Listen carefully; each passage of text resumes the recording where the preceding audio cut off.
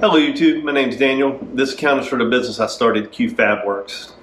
I could say the Q stands for quality or quickness or what have you, but honestly, I'm horrible at making up names, and Q is the first letter of my middle name, so there you go. Fab Works started as a time filler. I retired from the Army back in 2019, and while it was nice to have a ton of time, it got tough keeping the day filled. I was a mechanic and an instructor in the military, and I had just finished the welding program at Horry Georgetown Technical College, so I decided to start a metal fabrication shop.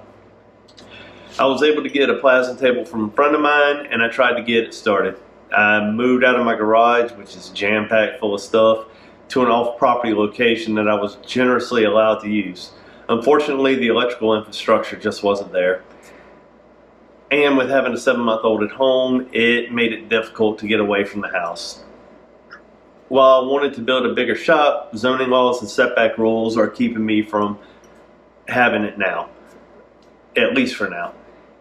To get around some of them, I picked up a 12 by 24 shed that I'm sitting in now that is on my property, and I will be turning into a metal shop, which will be the subject of the first video, the transformation. The channel will have a number of varying topics. 99% will be on metal fabrication related in some way, or about some custom golf cart things in the future. So I finally got the electrical and the Ethernet put in. Let me give you a little tour around. The electrical starts with the main box. As you can see, the wiring goes through the roof bracing.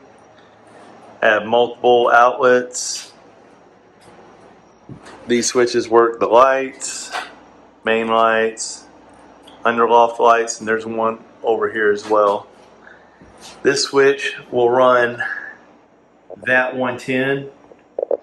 That 110 is where the ventilation for the fume extraction will be, since this is where the welding area is. This is why I have the switch right here for it. As you can see, I got multiple outlets. That 110 is ran by that switch for the dust extraction / metal shavings extraction. That's not the shop vac I'm going to be using, but it's just there for temporary to clean stuff. And you can see the outlets all the way down into where the AC unit is to the last one. But as you can see here, the Ethernet as well. There's an Ethernet termination right there. Runs all the way down to the switch, PoE switch, which is also where the access point, which has multiple terminations coming off of it down to here, so that outside I can put 2 PoE cameras and a PoE floodlight. The TVs are going to be mounted, one right in this general area, more than likely for just general watching while I'm working in here, entertainment. And then this TV is connected to that MacBook Mini, or that Mac Mini, and plugged in here, obviously, PoE from there for the security system, for the cameras and stuff like that.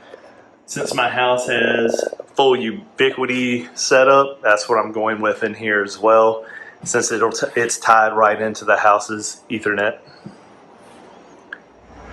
One thing I forgot to show was this wind air filtration system. It is the 3410 model.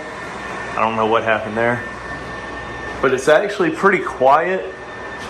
That's level 1, level 2, level 3. And it also has a 1, 2, or 3 hour timer. I've got it to help pull all the particulate that's in the air, to help pull that out, all the stuff that goes up.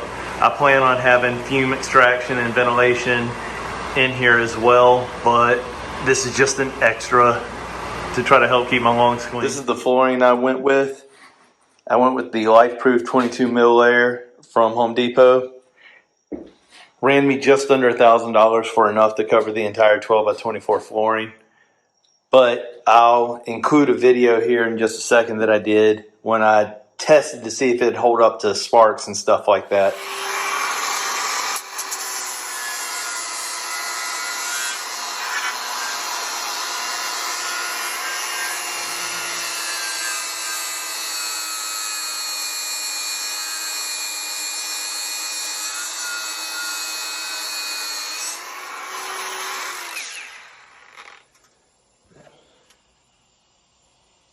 this might work. That's it for the electrical and Ethernet install. Next up is the insulation. I'm going with 2-inch spray foam closed cell throughout the entire building. Just got to wait a weekend or so for that to come in. I thought about just doing it myself to try to move things along and be a little cheaper, but the cost that I saw for doing it myself was not too terribly far off for having someone else do it. If I have someone else come and do it, I know it's done right. And that's not my wheelhouse, so I'd much rather let someone who knows what they're doing. Same thing I did with the electrical. I had a professional come install the electrical. I didn't do it myself because I don't know electrical like that. So that's it for part one. Part two is going to go over the insulation, the flooring, the walls, and I may do the ceiling. I'm not 100% sure on that one yet, but I'll figure that one out. After that, still got to move in the equipment or either bring in some workbenches or build some. We'll see which route I go a little bit later. So stay tuned. Y'all take care.